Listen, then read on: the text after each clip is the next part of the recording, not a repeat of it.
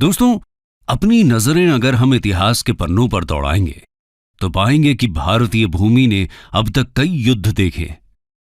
इनमें से कुछ युद्ध बाहरी आक्रांताओं को खदेड़ने के लिए लड़े गए, कुछ साम्राज्य विस्तार के लिए, तो कुछ मातृभूमि की रक्षा के लिए लड़े गए।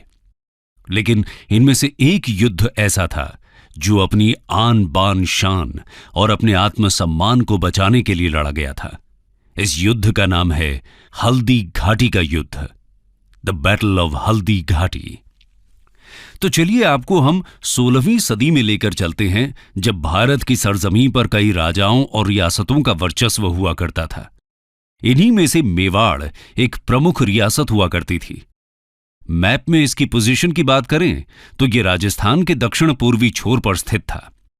आज के भीलवाड़ा, चित्तौड़गढ़, प्रतापगढ़, राजसमंद, उदयपुर और झालावाड़ जैसे राजस्थान के जिले, मध्य प्रदेश के नीमच, मंदसौर और गुजरात के कुछ अंश मेवाड़ के हिस्से आते थे।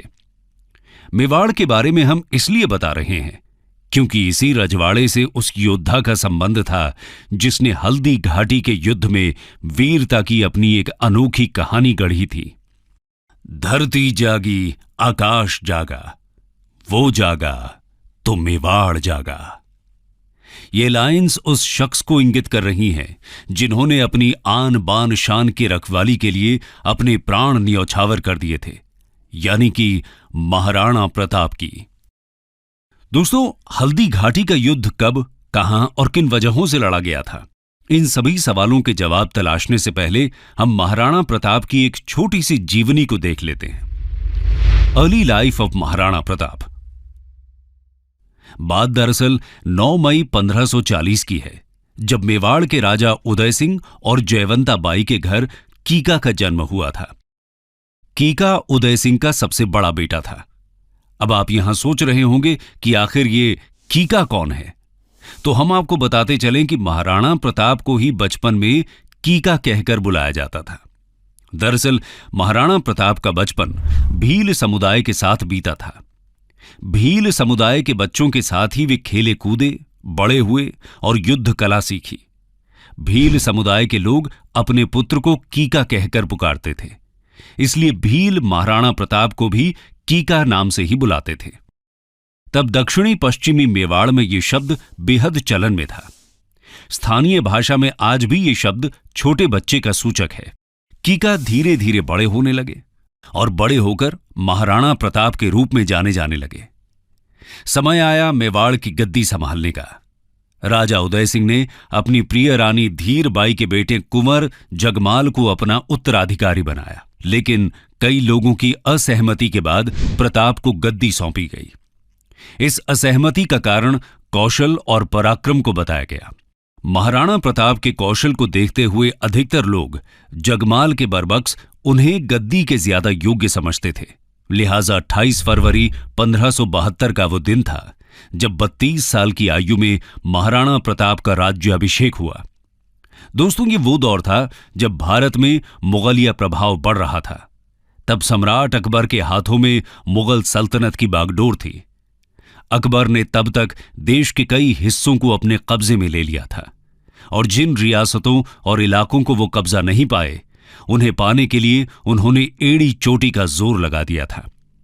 ऐसे में अब हमें मेवाड़ की तरफ बढ़ते मुगलिया कदमों के कारण और उसके प्रभाव को भी देख लेना चाहिए। तो आइए दोस्तों, बढ़ते हैं अगले पहलू की तरफ। मेवाड़ वर्सेस मुगल्स। मेवाड़ ही एक ऐसी रियासत थी जिसको अकबर अपने अधीन नहीं कर पाए थे। गौरतलब है कि चित्तौड़, बदनौर, शाहपुरा और रायला आदि जैसे मेवाड़ से सटे इलाके मुगलिया हाथों में जाने लगे थे। मेवाड़ को भी अपने कब्जे में लेने की अकबर की लालसा दिनों दिन बढ़ती ही जा रही थी। अब यहां मन में यह सवाल कौंधता है कि आखिर मेवाड़ में ऐसी क्या खासियत थी जिसकी वजह से अकबर किसी भी हाल में मेवाड़ को अपने हिस्से में शामिल करना चाहते थे। इसकी दो प्रमुख वजहें रहीं। पहली, अकबर की साम्राज्यवादी नीति। इसके तहत अकबर अपने साम्राज्य और सेना को मजबूत करने के लिए राजपूत राज्यों को मुगल नियंत्रण में लाना चाहते थे। इसके लिए अकबर ने कई हथकंडे अपनाए। कुछ राज्यों को संधि के जरिए अपने साम्राज्य में मिलाया, कुछ ने खुद ही अकबर की संप्रभुता स्वीकारी तो कुछ राज्यों के साथ अकबर ने वैवाहिक संबंध बनाए। दूसरी वजह है अकबर के लिए मेवाड़ की रणनीतिक महत्ता। दरअसल दिल्ली और आगरा से गुजरात के बंदरगाहों तक और मालवा से दक्कन तक के लिए ट्रेड, कॉमर्स और मिलिट्री कैंपेन रूट्स मेवाड़ के रास्ते ही होकर गुजरते थे। ऐसे में अकबर का पूरा जोर था कि वो मेवाड़ को अपने हिस्से में ले आए ताकि व्यापार आदि में किसी भी तरह की रुकावट ना आए। अकबर युद्ध के जरिए मेवाड़ को अपना नहीं बनाना चाहते थे। वो चाहते थे कि शांति से, बिना किसी जोर जबरदस्ती के मेवाड़ उनकी संप्रभुता स्वीकार ले। इसके लिए अकबर ने कई दफा महाराणा प्रताप के पास संधि प्रस्ताव भेजे ताकि महाराणा प्रताप स्वेच्छा से अपनी अधीनता स्वीकार कर लें। 1572 से लेकर 1576 के बीच जलाल खां, मानसिंह, भगवान दास और टोडरमल के नेतृत्व में उन्होंने 4 शिष्टमंडल महाराणा प्रताप के पास भेजे। इन शिष्टमंडलों को भेजने के पीछे का अकबर का मकसद समझौतों की आड़ में मेवाड़ को मुगल सल्तनत के अधीन लाना था। लेकिन महाराणा प्रताप को यह सब कहां मंजूर था। वो अपनी आन बान शान यानी मेवाड़ को किसी भी कीमत पर खोना नहीं चाहते थे। फिर क्या था, वे अकबर के हर एक प्रयास पर पानी फेरते रहे। अकबर के साथ किसी भी संधि में रुचि नहीं दिखाई। लेकिन सीमावर्ती इलाकों के मुगल साम्राज्य में शामिल होने से मेवाड़ की आर्थिक और राजनीतिक स्थिति धीरे धीरे चरमराने लगी थी। महाराणा प्रताप से जुड़े कई लोग अकबर से जा मिले। सत्ता छिन जाने के विरोध में महाराणा प्रताप के भाई जगमाल भी अकबर के खेमे में चले गए। इन सब का फायदा उठाते हुए अकबर ने प्रताप के सामने 2 विकल्प छोड़े। पहला तो ये कि वो अकबर की अधीनता को स्वीकार कर लें और अपना जीवन खुशी खुशी बिताएं। दूसरा ये कि अपना स्वतंत्र अस्तित्व चुनें। दूसरे विकल्प को चुनने में कठिनाइयां अपार थीं, लेकिन महाराणा प्रताप को किसी की अधीनता किसी भी कीमत पर स्वीकार नहीं थी। लिहाजा उन्होंने दूसरे विकल्प संघर्ष को चुना और इन सब का परिणाम था हल्दी घाटी की लड़ाई। लिहाजा ऐसे में हमें यह देखना होगा कि आखिर ये युद्ध किस प्रकार लड़ा गया, मुगल और प्रताप की सेना की क्या कुछ स्थिति थी आदि आदि। तो आइए बढ़ते हैं हल्दी घाटी के युद्ध की तरफ। The beginning of battle. गौरतलब है कि अकबर के तमाम प्रयासों के बावजूद प्रताप ने अकबर की अधीनता को नहीं स्वीकारा। लिहाजा अकबर ने मेवाड़ पर आक्रमण के आदेश दे दिए थे। राजस्थान के राजसमंद जिले में एक कस्बाई गांव है खमनोर। इस गांव के पास एक मैदान में मुगल सेना का प्रताप के साथ युद्ध हुआ। यह युद्ध एक संकरे पहाड़ी दर्रे से खमनोर के मैदान में बनास नदी तक लड़ा गया था। खमनोर से बलीचा गांव तक 6 किलोमीटर में फैला ये रण क्षेत्र हल्दी घाटी के नाम से जाना पहचाना गया। आपको बता दें कि यहां की मिट्टी का रंग हल्दी के जैसा पीला होने की वजह से इस घाटी का नाम हल्दी घाटी पड़ा है। दोस्तों, अब यहां सवाल है कि आखिर इस युद्ध में कौन कौन शामिल हुए थे। तो आइए इसके बारे में भी आपको थोड़ी जानकारी दे देते हैं। महाराणा प्रताप ने अपने घुड़सवार सैनिकों और भील समुदाय के धनुर्धरों को युद्ध के मैदान में उतारा था। इसमें प्रताप के हरावल का नेतृत्व अफगान के हकीम खां सूरी ने संभाला था। अब आप लोग यहां सोच रहे होंगे कि आखिर ये हरावल क्या होता है। तो आपको बताते चलें कि सेना के सबसे आगे वाले दस्ते अथवा टुकड़ी को हरावल कहा जाता है। वहीं मानसिंह कछवाहा मुगल सेना के हरावल का नेतृत्व कर रहे थे। महाराणा प्रताप की सेना में भील नेता राणा पूंजा भील के अलावा भामाशाह और उनके भाई ताराचंद, ग्वालियर के राजा रामशाह तोमर और उनके बेटे रामदास बदनौर, भीम सिंह डोडिया, झालामान सिंह, झाला बीदा, बच्छावत और जयमल मेहता आदि जैसे योद्धा शामिल थे। वहीं जगन्नाथ कछवाहा, माधो सिंह कछवाहा, सैयद हाशिम, राणा प्रताप के भाई जगमाल, शक्ति सिंह और सगर, बहलोल खान आदि मुगल सेना में शामिल थे।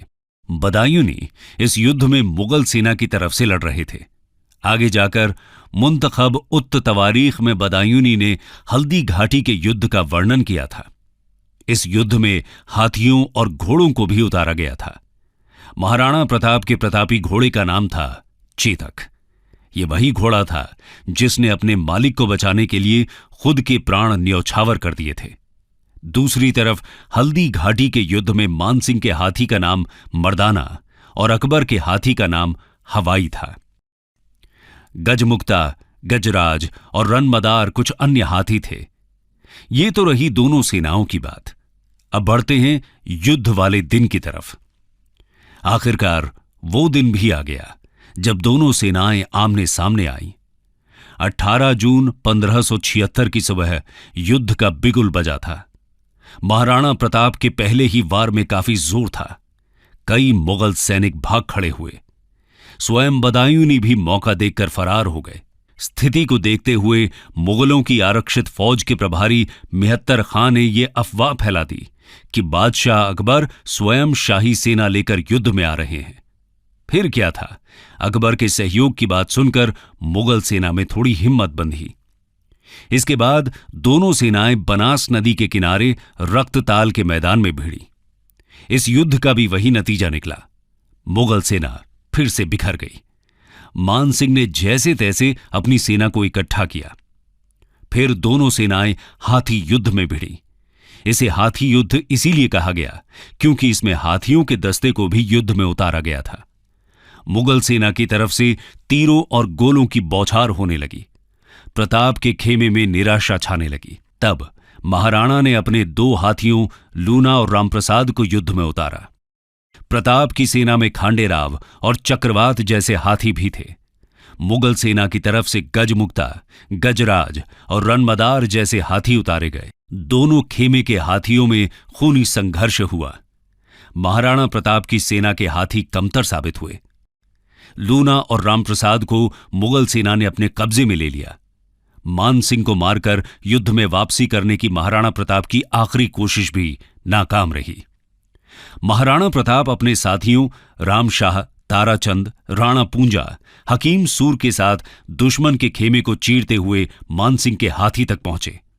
मानसिंह अपने हाथी मर्दाना पर बैठे थे, जबकि प्रताप अपने घोड़े चेतक पर। चेतक ने मानसिंह के हाथी पर अपना पैर रखा और प्रताप ने अपने भाले से मानसिंह पर वार किया, पर यह वार सफल नहीं हुआ। मानसिंह बच निकले, लेकिन इन सब में चेतक का एक पैर जख्मी हो गया था। अब महाराणा की हार तय नजर आने लगी थी। युद्ध में प्रताप के जीवन को संकट में देखकर प्रताप की सेना के एक योद्धा झाला बीदा ने प्रताप का मुकुट धारण कर युद्ध किया। यह खास मुकुट था। इसमें राजसी छतरी लगी हुई थी। इस मुकुट से महाराणा आसानी से पहचान में आ जाते थे। झाला बीदा के इस मुकुट को पहनने से मुगल सैनिक महाराणा की बजाय उन्हें निशाना बनाने लगे। महाराणा को समझा बुझाकर जंग के मैदान से दूर भेजा गया और बीदा प्रताप की जान बचाते बचाते हल्दी घाटी में वीर गति को प्राप्त हुए। आखिरकार राणा को मैदान छोड़कर जाना पड़ा। वो अपने जख्मी घोड़े के साथ पहाड़ी की तरफ निकल लिए, लेकिन ज्यादा दूर नहीं जा सके। चेतक जख्मी हो चुका था। अपने मालिक को सुरक्षित जगह पर पहुंचाकर चेतक ने अपने प्राण त्याग दिए। बलीचा नामक जगह पर महाराणा प्रताप ने अपने इस प्यारे घोड़े का अंतिम संस्कार किया और उसे श्रद्धांजलि दी। बलीचा में आज भी चेतक की समाधि बनी हुई है। लेकिन यहां अभी भी यह सवाल बना हुआ है कि आखिर इस युद्ध का परिणाम क्या था।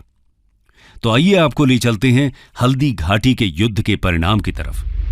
Who was the winner? गौरतलब है कि हल्दी घाटी के युद्ध का कोई परिणाम नहीं निकल पाया था। इसकी वजह यह थी कि अकबर महाराणा प्रताप को जिंदा अथवा मुर्दा पकड़ने में कामयाब नहीं हो पाए थे। हालांकि उन्होंने मेवाड़ के कई हिस्सों पर अपना कब्जा कर लिया था। गोगुंदा का किला, जो महाराणा प्रताप का बेस हुआ करता था, उस पर भी मुगल सेना ने कब्जा कर लिया था। लेकिन इस कहानी का यहीं पर अंत नहीं होता। इस युद्ध के बाद महाराणा प्रताप अरावली की पहाड़ियों में चले जाते हैं और वहीं से अपने मिशन को अंजाम देने लगे थे। ये वही समय था जिसने एक काफी फेमस प्रसंग को जन्म दिया कि महाराणा ने जंगल में घास की रोटियां खाई थी।